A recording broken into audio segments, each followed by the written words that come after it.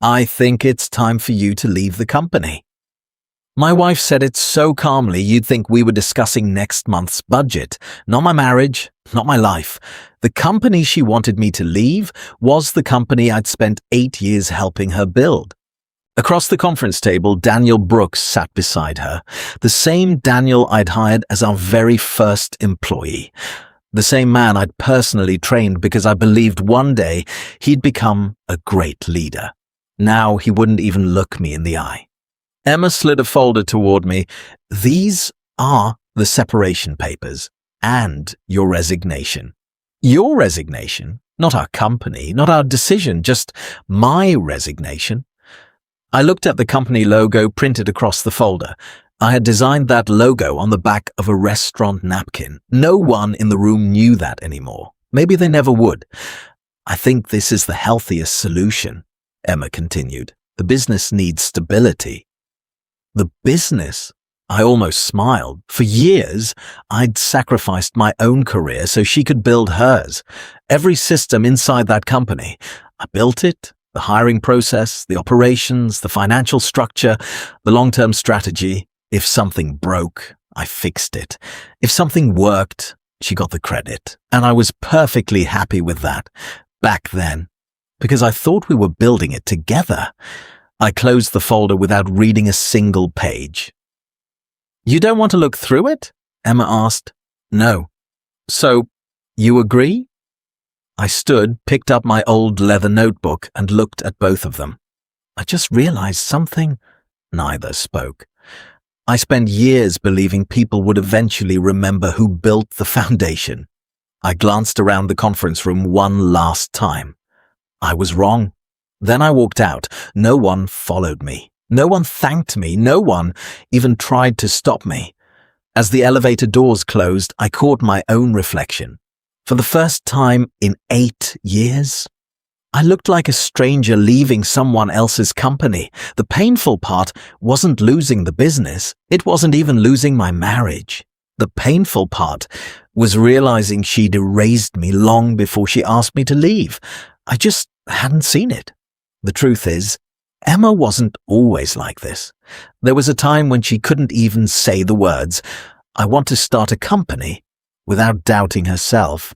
Back then, I would have done anything to help her believe in her dream. Looking back now, that's exactly where this story begins. 8 years earlier, Emma found me exactly where she usually did after dinner, sitting at our tiny dining table with my laptop open. Our apartment wasn't much, 1 bedroom, a kitchen barely big enough for 2 people, a table that doubled as my office, but it was ours. She stood there holding a notebook against her chest. You busy? I looked up and smiled. For you, never. She walked over slowly and placed the notebook in front of me. I've been working on something. I opened it. The pages were filled with business ideas, product sketches, pricing notes, marketing plans. Most of it was messy. Some pages had entire sections crossed out. Others had question marks written in the margins. I looked back at her. You've been keeping this from me? She nodded. I wasn't sure it was worth showing anyone. Why? What if it's stupid? I laughed. Not at the idea, at the fact that she believed I'd ever say that. Emma. I reached across the table. I've never thought one of your dreams was stupid. She looked down at her hands. I want to start a company. The words came out almost as a whisper. There. I finally said it. For a second, I didn't answer. I wasn't thinking about the products or the numbers. I was thinking about her, the excitement in her eyes, the fear underneath it. She didn't need someone to build the dream. She needed someone to believe it could exist. I closed the notebook. I think you should do it. She blinked. Really? I do. What if I fail? I smiled. Then we'll learn something. And if I lose money? We'll make more. And if people don't buy anything, then we'll figure out why. She stared at me for a few seconds. Why do you make everything sound so simple? Because it is. I shrugged. The hard part isn't building a company. It's believing you're capable of building one. For the first time that night, she smiled. Not because I'd solved anything, because someone finally believed in her before she'd given herself permission to. Over the next few weeks, our apartment slowly transformed into a planning room. Whiteboards leaned against the walls, sticky notes covered the refrigerator. Every night we'd sit together after dinner. Emma focused on products, customers, branding, the business people would eventually see. I naturally drifted toward everything they wouldn't. Budgets, cash flow, operations, hiring plans, systems, risk management. Neither of us planned it that way. It just happened. She was dreaming. I was building the foundation underneath the dream. One night she looked across the table and asked, "Doesn't it bother you?" "What?" "You're spending more time on my company than your own." I shook my head. "It's not your company." She smiled. "Our company?" I smiled back. "Our future." She walked over, wrapped her arms around me and whispered, "I couldn't do this without you." Back then, I believed she'd never forget saying those words. About a month later, the numbers became real. We finally knew how much money it would take to officially launch. Emma quietly placed the estimate on the table. She didn't even look at it. "I don't think we should do this." I looked at her. "Yesterday you were excited." "I know. So what changed?" "The cost." She finally looked up. "It's almost everything we've saved." She was right. It was. That money was supposed to become a down payment on a bigger house someday, maybe a college fund, maybe security. Instead, it was sitting on our dining table disguised as a business opportunity. Emma took a deep breath. "I don't want you sacrificing your future because of one of my dreams." I reached for the paper, folded it once, set it aside. Then I looked at her. "Answer one question." "Okay. Do you believe this business can succeed?" She answered without hesitation. "Yes." "Then that's all I need." Her eyes widened. "Nathan, we're doing it." She couldn't believe I'd said yes so quickly. "You didn't even think about it." I smiled. "Emma, I've been thinking about it since the night you handed me that notebook." Tears filled her eyes. She walked around the table and hugged me so tightly, I almost lost my balance. "Thank you," I hugged her back. "You don't have to thank me." "Why not?" "Because one day," I kissed the top of her head, "when this company succeeds, I want you to promise me one thing." She pulled back. "What?" "Don't ever stop believing in yourself." She nodded. "I promise." Looking back, that was the only promise she ever broke. The first few months were exhausting. Our apartment barely looked like a home anymore. Boxes filled the hallway. The dining table disappeared beneath invoices, product samples, and shipping labels. Every day felt like we were solving problems we'd never had the day before, oddly enough. I loved it. Emma spent most of her time talking to customers, learning what they wanted, building relationships. I stayed behind the scenes, negotiating with suppliers, building inventory systems, tracking expenses, fixing problems before they became emergencies. That became our rhythm. She built confidence. I built stability. Neither of us cared who got the credit. One afternoon, Emma came running into the living room with her laptop in her hands. "Nathan," I looked up from a spreadsheet. "You need to see this." She turned the screen toward me. A new order had just come in. It was bigger than every order we'd received combined. For a second, we simply stared at the number. Then she laughed. I laughed too, not because we suddenly felt rich, because for the first time, our dream felt real.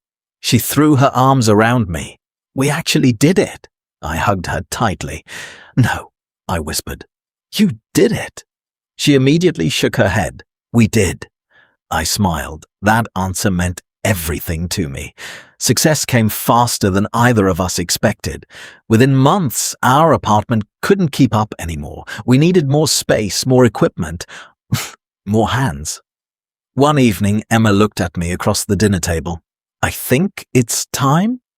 "For what?" Our first employee. I nodded.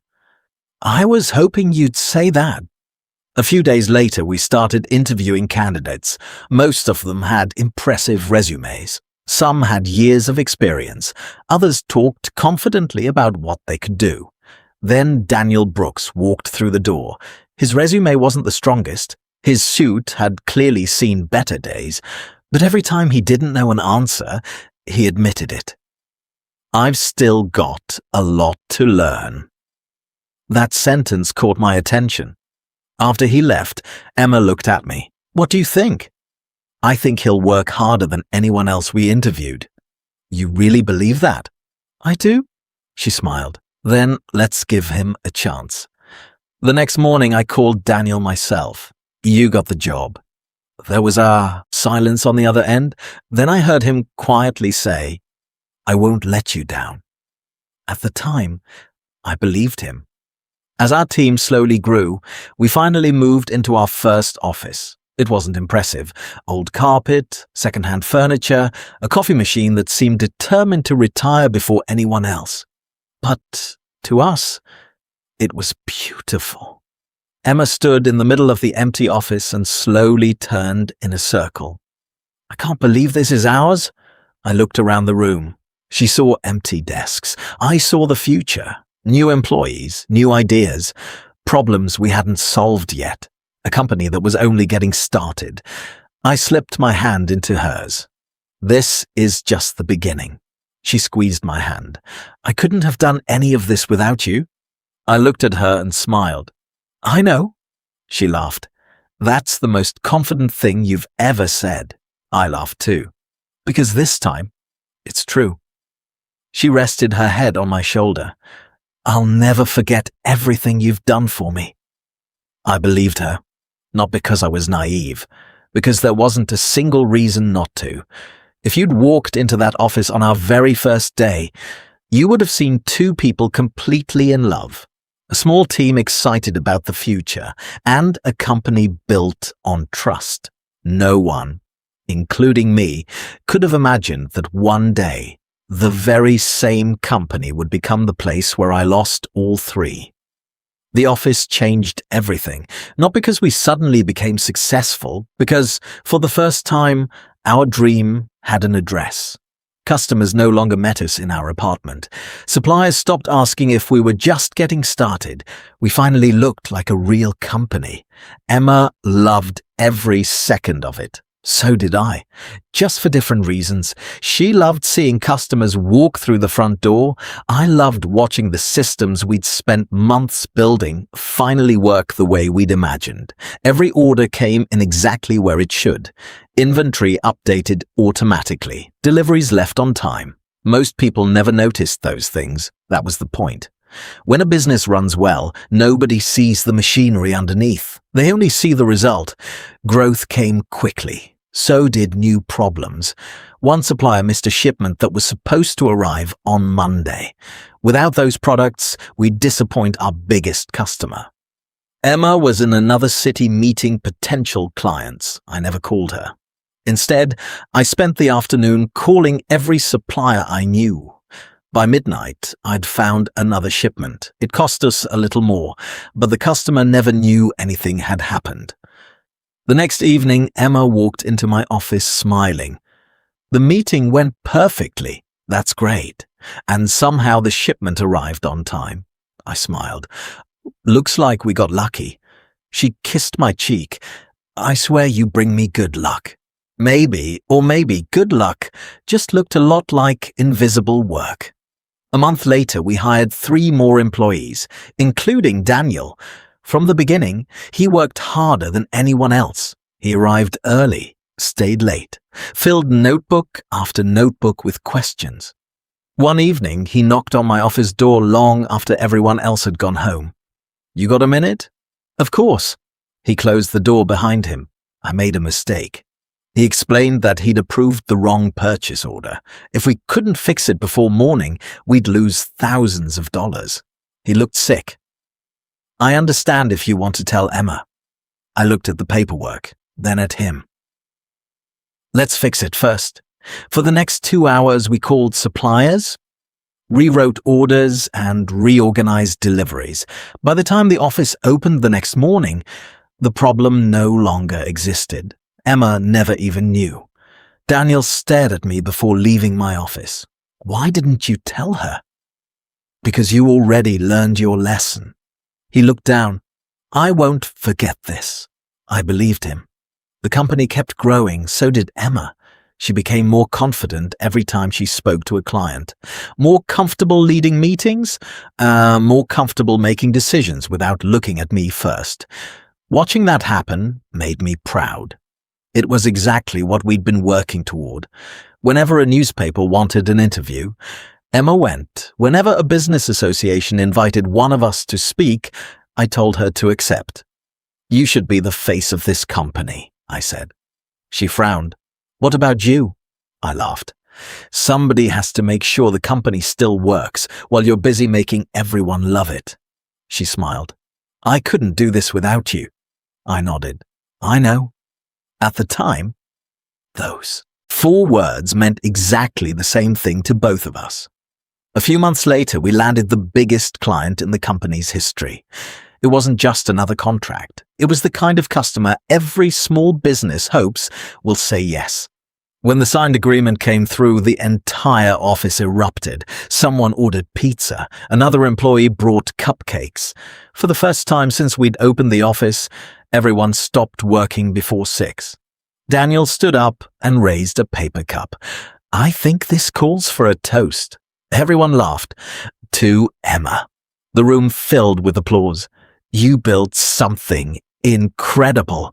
Emma immediately shook her head. I didn't build it alone. For a moment, I thought she was going to say my name. Instead, she smiled at the team. We all did. Everyone cheered again. I smiled with them. Honestly, I wasn't disappointed. The team deserved to celebrate. While everyone talked and laughed, I quietly gathered the empty boxes and stacked the chairs that had been moved for the party. Daniel noticed. You don't have to do that. I know. Then why are you? I shrugged. Tomorrow's going to be busy. He looked around the room, then back at me.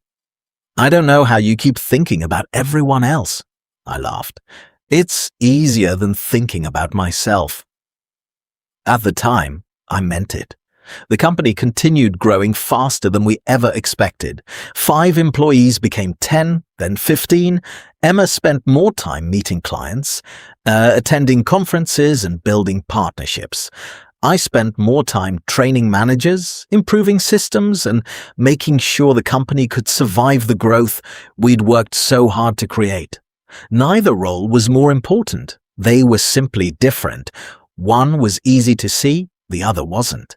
I never imagined that one day people would confuse visible with valuable.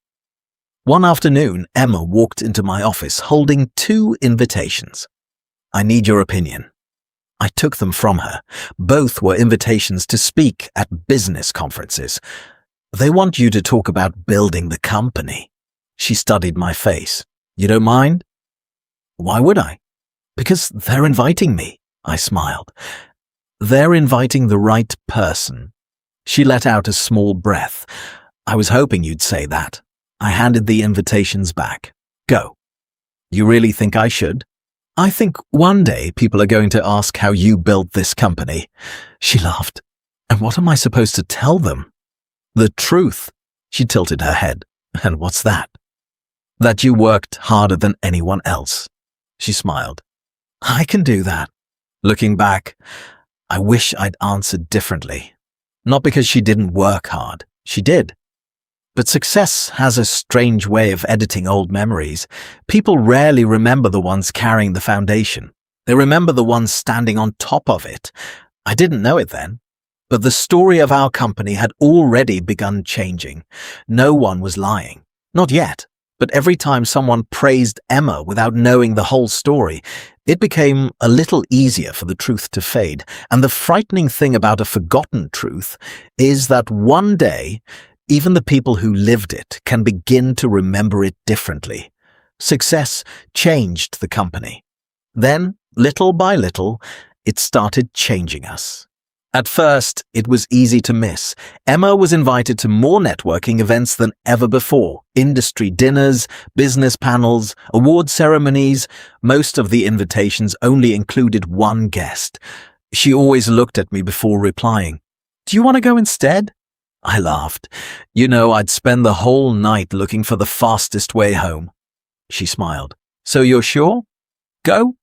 And if they ask where you are, tell them someone's making sure the business still exists when you get back." She rolled her eyes. "You always say that." "Because it's true." Watching her leave those events never bothered me. Watching her come home excited about them made me happy. It felt like the dream we'd started at our dining table was finally becoming real. One morning I walked past the reception desk just as a delivery driver arrived. He smiled at our receptionist and said, "I've got a package for Ms. Carter." She pointed toward Emma's office. "The owner?" That's right.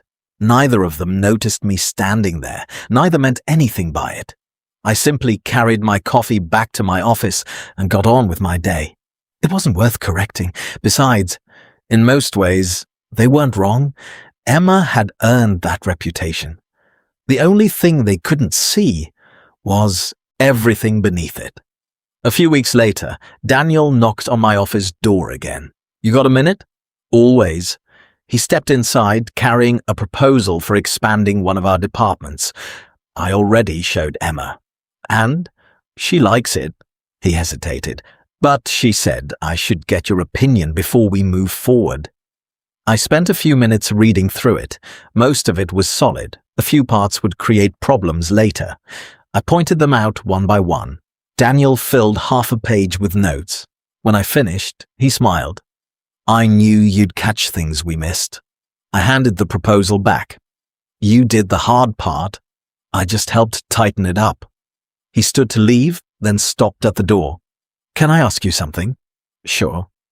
"Does it ever bother you that everyone thinks Emma runs this place?" The question caught me off guard. I thought about it for a second before answering. "No." "Really?" "I know the truth." He frowned. "But nobody else does." I smiled. "I didn't build this company so people would know my name. I built it so it would still be standing 10 years from now." He nodded slowly. "I hope I can think like that someday." I believed he meant it. By then, Emma hardly needed my help during client meetings. She'd become confident, comfortable, decisive. Sometimes I'd watch her through the glass walls of the conference room. She carried herself differently now. Not better, just stronger. After one meeting, she walked into my office with a huge smile. "They accepted the proposal." "I never doubted they would." She laughed. "You always sound so calm." "Somebody has to." She sat down across from me. "You know, I don't get nervous anymore." I smiled. "I noticed. I think I'm finally becoming good at this." "You've been good for a long time." She looked at me for a moment, then she quietly said, "I couldn't have done it without you." I nodded. "I know." She smiled back. Neither of us realized those words were slowly becoming a habit, and habits have a way of changing meaning over time.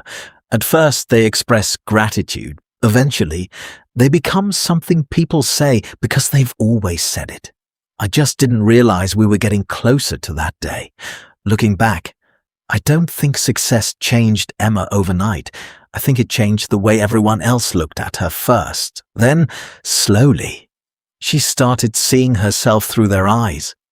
One afternoon, she walked into my office carrying a brochure from a business conference. "You should see this." I took it from her. Her picture was printed on the front. Emma Carter, founder and CEO. She watched my reaction carefully. "What do you think?" I smiled. "I think they spelled your name right." She laughed and tossed a pen at me. "I'm serious."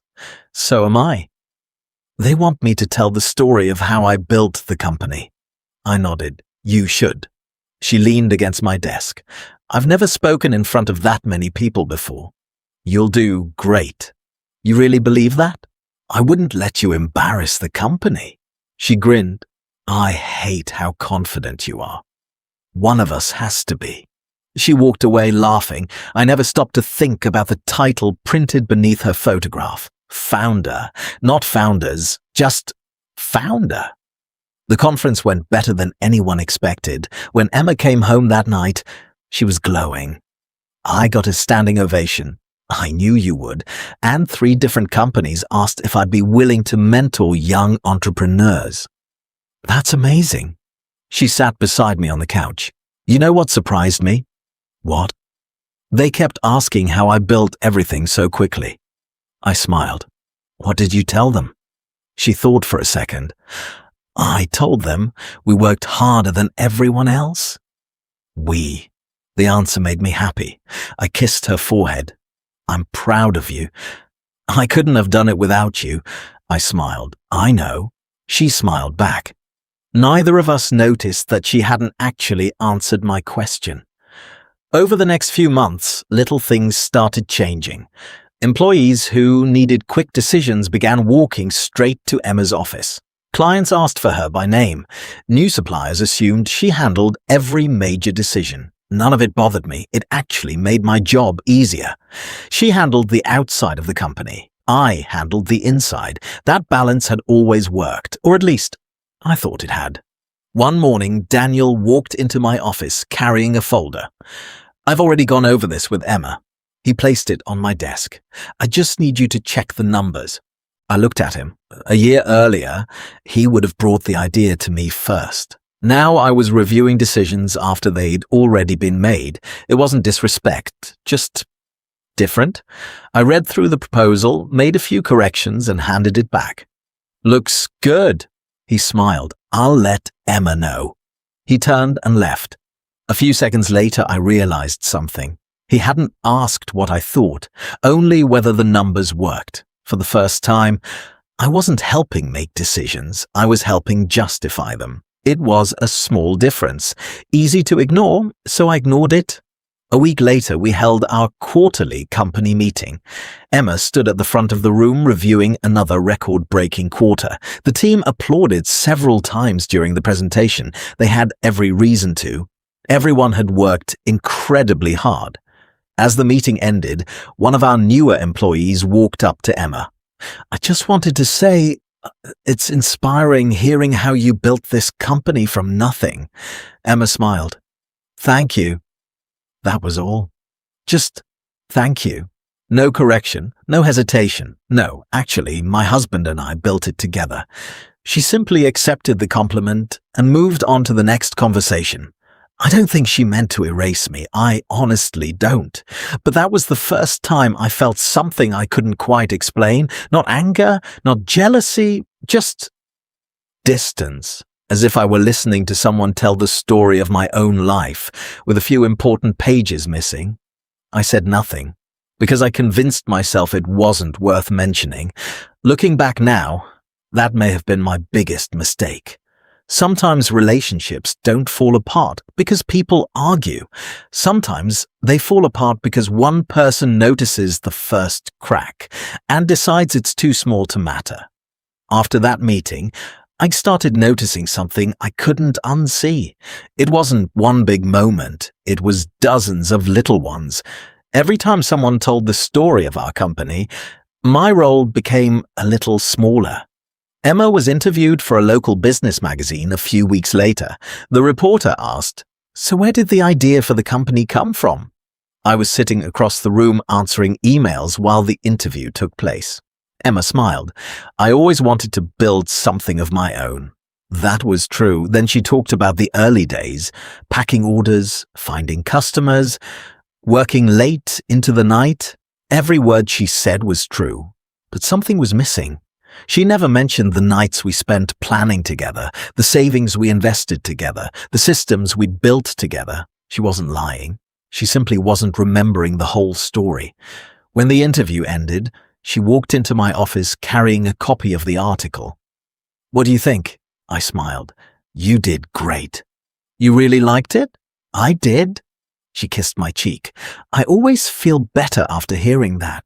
I smiled again. Then I watched her leave. For some reason, I couldn't stop thinking about that interview, not because of what she'd said, because of what she'd left out. As the company continued growing, we hired more people. Most of them had never seen the tiny apartment where everything began. They never packed boxes on our living room floor. They never watched Emma and me work until 2 in the morning. To them, the company had always looked like this: busy, successful, professional, and naturally, they assumed Emma had built it. No one corrected them. Why would they? They simply didn't know. One afternoon, I overheard 2 new employees talking in the hallway. I heard Ms. Carter started this company completely by herself. Seriously? Yeah, that's incredible. It really is. I kept walking. Neither of them noticed me. Neither of them had done anything wrong. They were repeating the story they'd been given. The strange thing about history is that once enough people repeat the same version, it slowly starts replacing the truth. Daniel changed too, not all at once, slowly, almost too slowly to notice. He spent more and more time working beside Emma, planning expansion, meeting clients, representing the company. I was happy for him. It meant he was growing. One afternoon, he stopped by my office carrying another proposal. I already discussed this with Emma. There it was again, not, "What do you think?" Just, "I already discussed this with Emma." I reviewed the numbers, made a few corrections, handed the folder back. "Looks good. Thanks." He turned toward the door, then paused. "Oh, Emma already approved it.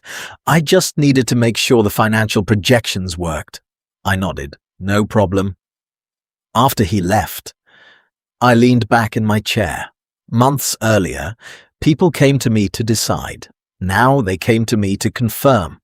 The difference was subtle, but it was there, and once I noticed it, I started seeing it everywhere. That evening, Emma came home later than usual. "Long day," she smiled while setting her bag down. "The conference organizers want me back next year." "Congratulations." They said my story inspired a lot of people. I'm not surprised. She sat beside me. "You know, I think I'm finally becoming the leader this company needs." I looked at her. "You've grown a lot." She smiled. "I have, haven't I?" There was nothing arrogant about the way she said it. Not yet. It sounded like genuine pride, the kind I'd hoped she'd feel one day. I reached over and squeezed her hand. "I'm proud of you." She smiled. Then her phone buzzed. She glanced at the screen. "Daniel has a question about tomorrow's meeting. You can answer him in the morning. It'll only take a minute." She stood up and walked into the other room. I stayed on the couch, listening to her laugh at something he said over the phone. Back then? I told myself I was overthinking it. Looking back now, I wasn't overthinking anything. I was simply noticing the first pieces of a puzzle. I hadn't learned how to solve yet. The real change didn't happen at home. It happened inside the office, one decision at a time. A few weeks later, we held a leadership meeting to discuss opening a second location. I'd spent days preparing the financial projections, the risks, the hiring plan, everything we'd need to make it work. When the meeting started, I explained why I believed we should wait another 6 months. "We're growing fast," I said, "but our systems aren't ready yet. If we expand too early, we'll spend the next year fixing preventable problems." The room grew quiet. Then Emma spoke. "I understand the concern." She looked around the table. "But I think waiting sends the wrong message. We have momentum. We should use it." Several managers nodded, including Daniel. Emma looked back at me. "I think we can handle it." Normally, we'd continue discussing it until we reached the best decision. Instead, Emma looked around the room and said, "Let's move forward." Just like that. The meeting ended. No one argued, not even me. After everyone left, Daniel stayed behind. "I hope you weren't upset," I smiled. "It's her decision." "You still think waiting would have been smarter?" "I do." He hesitated. "Then why didn't you push harder?" I closed my notebook. "Because leadership isn't about winning every disagreement." He nodded thoughtfully. I never would have thought about it that way. I wasn't so sure anymore. The expansion succeeded, at least on the surface. Customers were excited, sales increased, everyone congratulated Emma for making the right call. What no one saw were the months my team spent fixing the operational problems I'd predicted: extra hiring, emergency scheduling, supplier changes, late nights, rewriting systems. The expansion worked, but only because dozens of invisible problems were solved before anyone else noticed them. Emma celebrated the success. I celebrated that the company had survived it. Not long afterward, another business magazine featured Emma on its cover. This time, the headline read, "The woman behind one of the fastest growing companies in the region." A stack of magazines sat at the reception desk. Employees picked them up throughout the day. Several stopped by Emma's office, asking her to sign their copy. She laughed every time. "You guys are ridiculous." But she signed everyone. As I walked past reception, one of our newer employees smiled at me. "Have you read the article yet?" "Not yet." "It's incredible." He held up the magazine. "She built something really special." I smiled. "She certainly did." He nodded and walked away. I stood there for another second. Then I picked up one of the magazines. I flipped through every page. My name wasn't mentioned once, not in the story, not in the interview, not even in the timeline showing how the company had grown. I quietly closed the magazine and put it back where I'd found it. Oddly enough, I wasn't angry. I was disappointed, not because people didn't know what I'd done, because I was beginning to wonder whether Emma remembered it herself. That question stayed with me longer than I cared to admit. A few days later, I walked past the conference room and heard Emma speaking with a group of new managers. "When I started this company..." I stopped, just for a moment. When I started this company, not when we started this company. I kept walking. Maybe she hadn't noticed. Maybe I was reading too much into it. That's what I told myself, because the alternative was harder to accept. Sometimes people don't rewrite history because they want to deceive others. Sometimes they repeat a simpler version so many times, they eventually start believing it themselves. And, for the first time since we'd built the company, I found myself wondering whether the woman I loved was slowly forgetting the man who'd helped her become who she was. Looking back, I don't think the affair destroyed my marriage. By the time it happened, the marriage was already starving. Neither of us had noticed. We were too busy protecting the company. At least, that's what I believed. Emma and Daniel were working together almost every day now. At first, it made perfect sense. He managed operations outside my department. She handled growth and partnerships. Naturally, they spent more time together. I was the one who encouraged it. "If he's going to lead people someday," I told Emma, "he needs more responsibility." She smiled. "You're always thinking about the future." I smiled back. "I have to. Someone had to." One Friday evening, I stayed late finishing next quarter's budget. The office was almost empty. As I walked toward the parking lot, I noticed light coming from the conference room. Emma and Daniel were still inside. They were laughing about something. I knocked lightly before opening the door. "Still here?" Emma looked up. We lost track of time. Daniel held up a folder. "We're almost done." I nodded. "Don't stay too late." Emma smiled. "You sound like my father." "I'll take that as a compliment," she laughed. "So will I." I walked away without thinking twice. Back then, seeing them work well together made me proud.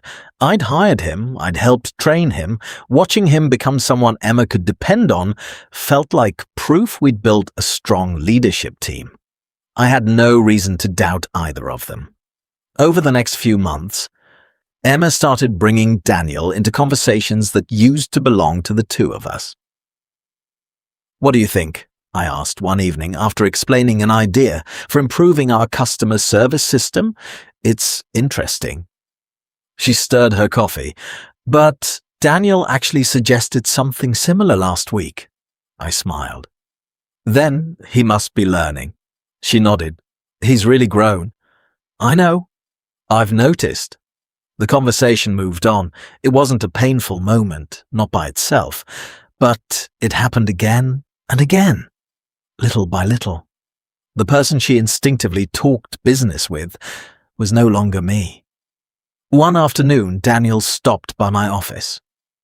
I wanted to thank you. For what? I've been offered the regional operations director position. I stood up and shook his hand. Congratulations. I couldn't have done it without you. I laughed. I've heard that before. He smiled. I'm serious. I know. He looked around my office.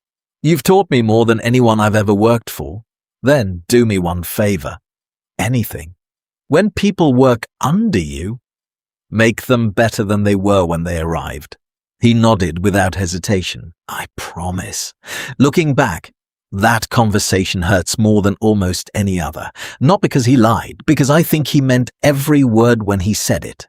The problem wasn't that he forgot my lessons. The problem was that ambition eventually became louder than gratitude. The first time something truly unsettled me happened almost by accident. I was walking past the reception desk when I heard one of our newer employees speaking to a customer. Our founder and our operations director are in a meeting right now. Founder, operations director. I waited for her to mention me. She never did. She wasn't being disrespectful. She simply didn't know. I smiled politely as I walked by. She smiled back. Good morning, Nathan. Morning. That was it. No title, no role, just Nathan. For the rest of the day, I couldn't stop thinking about something that had never bothered me before. If a person can disappear from a company's story, how long does it take before they disappear from the company itself? Once you notice a crack, you start seeing all the places it's spreading. I just kept convincing myself it wasn't serious. Emma began traveling more often. Most of the trips were only a day or two. Industry conferences, investor meetings, partnership events. I was usually the one who drove her to the airport. You've got your laptop? She smiled. Yes. Presentation? She patted her bag. Twice. I handed her a coffee. Then you're ready. She kissed my cheek. I don't know what I'd do without you. I smiled. Go make us proud. I will. I meant every word. Even now, I don't think she was pretending. I think she honestly believed we were still the same team. The difference was, our worlds no longer overlapped the way they used to. One evening she came home long after I'd finished dinner. Sorry, she said, as she dropped her keys on the counter. The meeting ran late. No problem. Did you eat? I waited for a while. She looked guilty. You shouldn't do that. I know. I'll heat something up. As she walked toward the kitchen, I asked, how'd the meeting go? It was good. She opened the refrigerator. We've decided to move forward with the supplier change. I looked up. We? She didn't even notice. Yeah. Daniel and I think it'll save us money. There it was again. Daniel and I, not we, not you and I, just Daniel and I. It wasn't an argument, it was a sentence. But for some reason, I couldn't stop hearing it.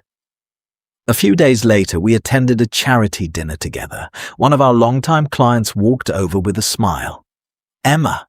He shook her hand enthusiastically. I've been telling everyone about your company. She thanked him. Then he turned toward me. And you are? Emma answered before I could. This is my husband, Nathan.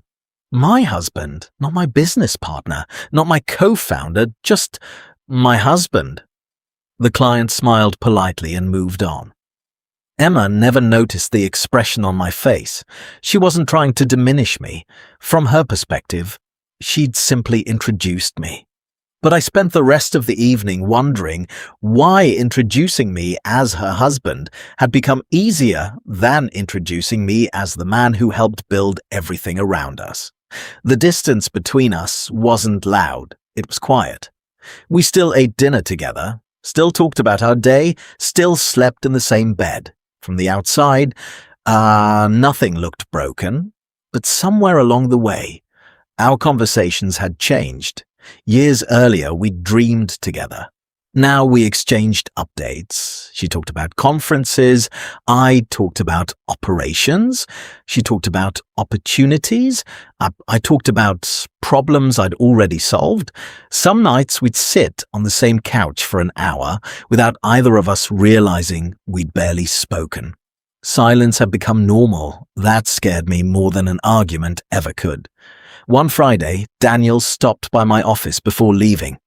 "You heading home?" "In a minute," he smiled. "Emma's waiting for me downstairs." I looked up. "For you?"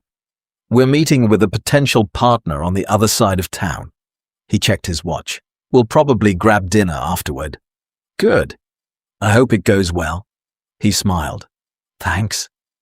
After he left, I looked at the empty office around me. For years, Emma had waited for me before going home. Now, someone else was the person she automatically planned her evenings around.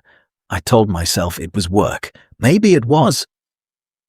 Maybe it wasn't, but for the first time, a question entered my mind that I immediately hated myself for asking. Not because I believed it, because I never wanted to. Was I slowly losing my place in my own wife's life? The same way I'd already lost my place inside the company?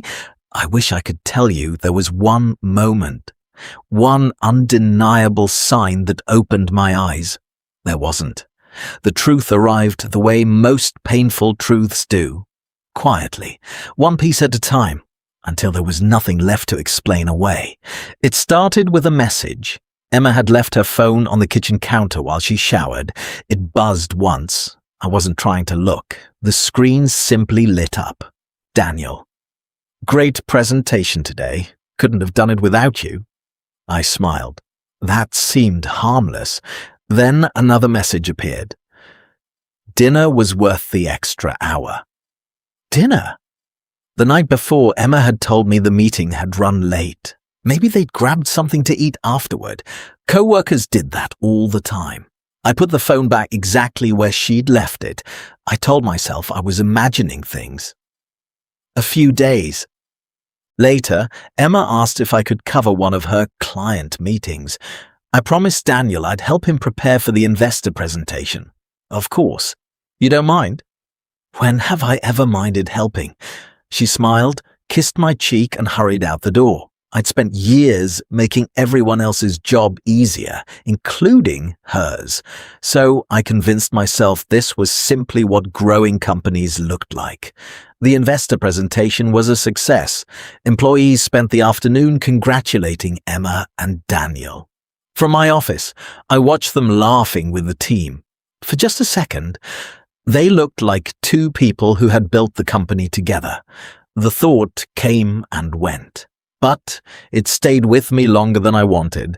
That evening, Emma came home carrying flowers. The investors sent them. A small card was tucked between the stems. "Congratulations to an incredible leadership team." I smiled. "Where's Daniel's bouquet?" He got one too. It wasn't about the flowers. It was the way people outside the company had started seeing them as partners, as the future, and somehow I'd stopped being part of that picture.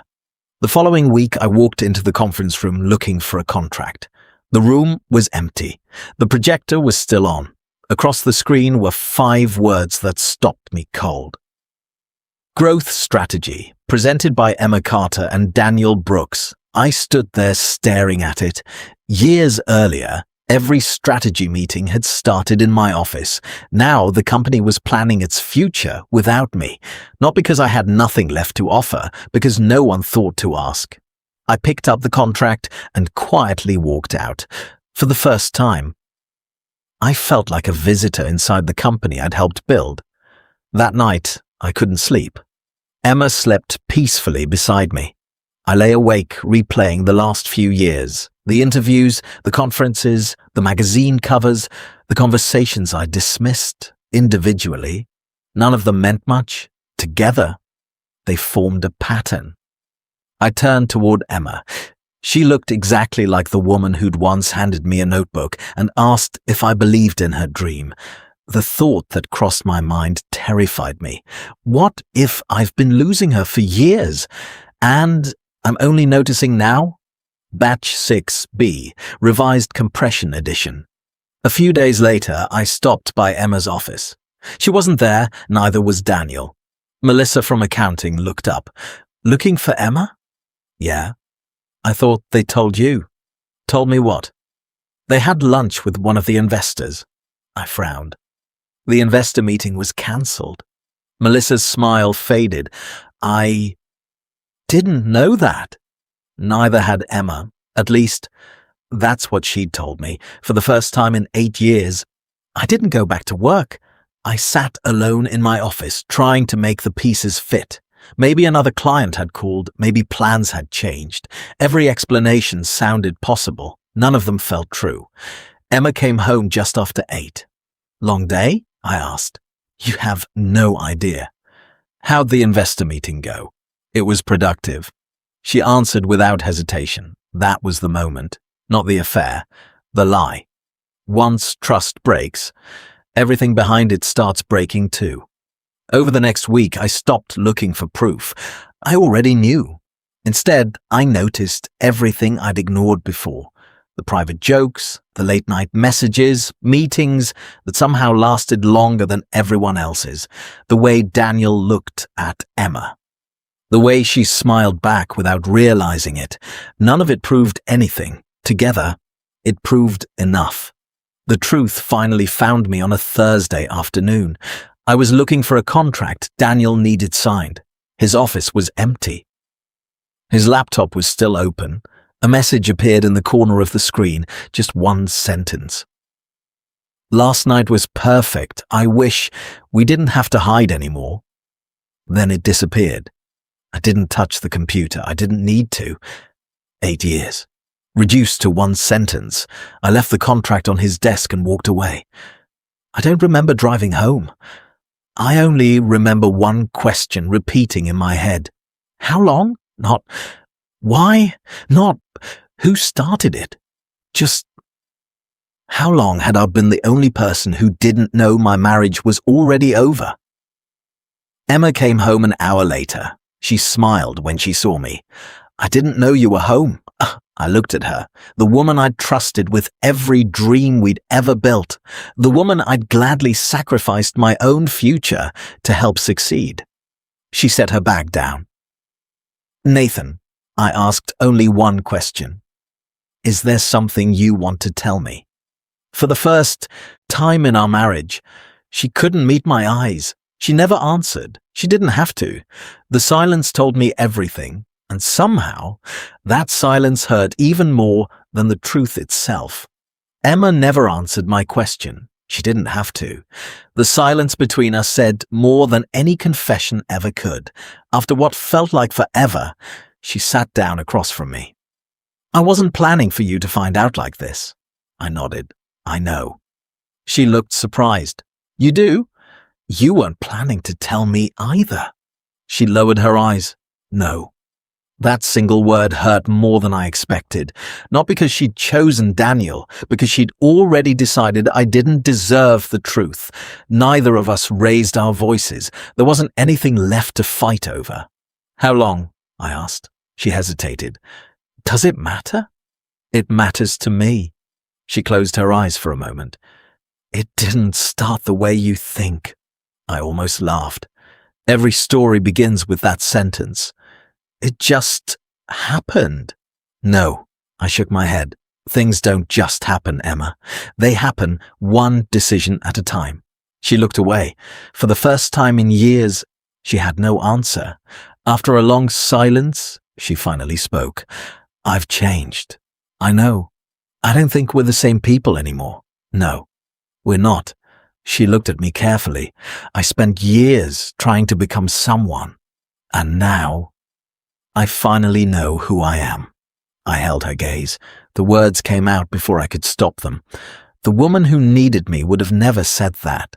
She flinched. For just a second, I saw the Emma I used to know. Then she disappeared again. "I'm not asking you to understand," she said quietly. "I know. I never wanted to hurt you." I looked around the living room, the photographs, the books we'd bought together, the life we'd spent years building. "You keep saying that." "What?" "That you never wanted to hurt me." I smiled sadly, but somehow... "You found the time." She started crying, real tears, not dramatic, not forced, just too late. The next morning, I walked into the office earlier than usual. The building felt exactly the same. Employees greeted me. Someone asked if I'd reviewed a supplier contract. Another wanted advice about a scheduling problem. For a moment, everything felt normal. Then I realized something. None of them knew my marriage had ended. None of them knew the company they were working so hard to build had already broken the people who built it. Around 10 o'clock, Emma asked me to join her in the conference room. Daniel was already there. He stood as I walked in. "Nathan, I owe you an apology." I looked at him. "No, you owe me honesty." He lowered his head. "I never meant for this to happen." I nodded once. "I believe you." He looked relieved. Then I continued. "But you let it happen anyway." The room fell silent. "I trusted you. You were the first person I hired, the first manager I trained. I spent years trying to help you become the kind of leader people would follow." I looked him straight in the eye and somewhere along the way, so you forgot the difference between earning someone's position and taking it. Daniel didn't argue. He couldn't. Emma slid a folder across the table. I recognized it immediately, the same folder she'd tried to give me days earlier. "I've spoken with our attorney." She swallowed hard. "I think it's best if you step away from the company." There it was. Not a discussion, a decision. I looked at the folder, then at Emma. "So that's it?" She nodded slowly. "I think it's what's best for everyone." Everyone. The same word she'd used before.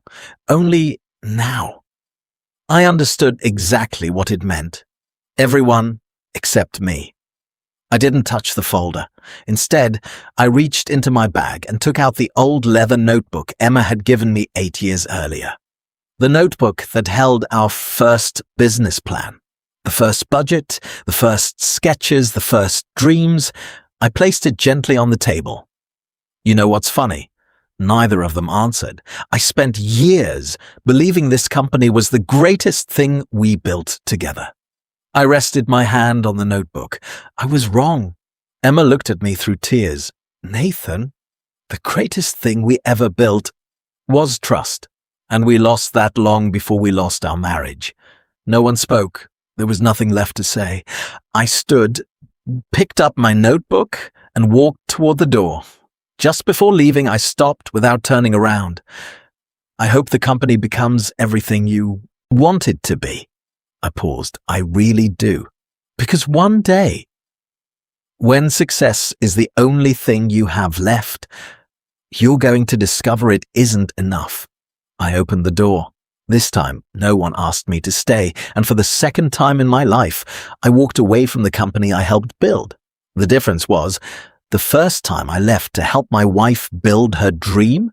This time, I left because she'd chosen to build it without me. Starting over at 42 wasn't part of the plan. Neither was rebuilding everything from a spare bedroom, but I'd done it once before. The only difference was, this time I wasn't building someone else's dream. I was building my own. I kept things simple. No office, no employees, just a laptop, a notebook, and years of experience no one could take away. The funny thing about knowledge is that it doesn't stay behind when you leave a company. It leaves with you. Every mistake I'd survived, every system I'd designed, every lesson I'd learned, they were still mine. For the first time in years, I was using them for myself.